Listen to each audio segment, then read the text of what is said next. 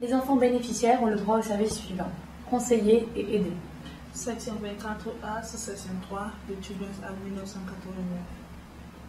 Si les conditions sont remplies, les autorités locales les conseilleront et les aideront s'ils ont été soignés par les autorités locales ou ont été logés dans le cadre d'une organisation volontaire.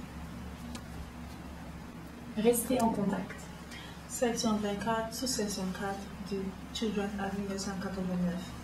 Dans le cas d'une personne pouvant avoir droit au conseil et assistance en vertu de la sous-section 2, sous-section A, il appartient aux dernières autorités locales ayant été en charge de l'enfant concerné de prendre les mesures appropriées pour se démettre de leurs fonctions conformément aux sections 24A et section 24B. L'assistance en matière d'éducation et de formation jusqu'à l'âge de 24 ans. Section 24B, sous-section 3 de Children's Act 1989.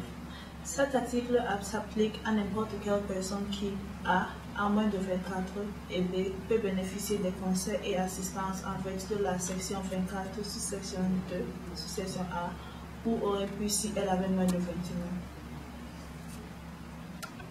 Le logement de vacances pour l'enseignement supérieur ou des études postscholaires avec logement si nécessaire. Section 24B, sous-section 5 de Children's Act 1989.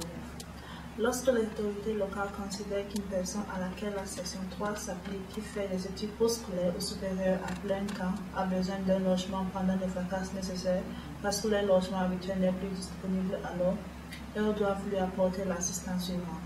A. Lui trouver un logement convenable pendant les vacances ou B.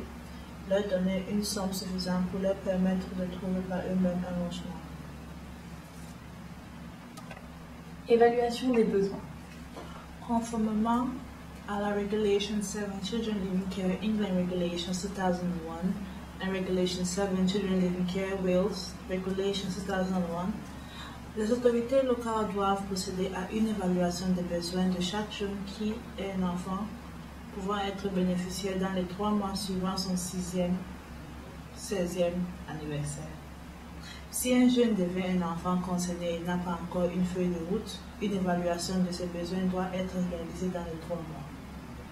L'évaluation des besoins prendra en compte la santé des jeunes, le développement, les besoins financiers, l'emploi éducatif ou les besoins de formation, l'assistance disponible dont les jeunes pourraient bénéficier auprès d'amis ou de sa famille, les talents révélés par eux qui pourront les aider à être indépendants et les besoins qu'ils peuvent avoir de bénéficier de soins, de soutien et de logement.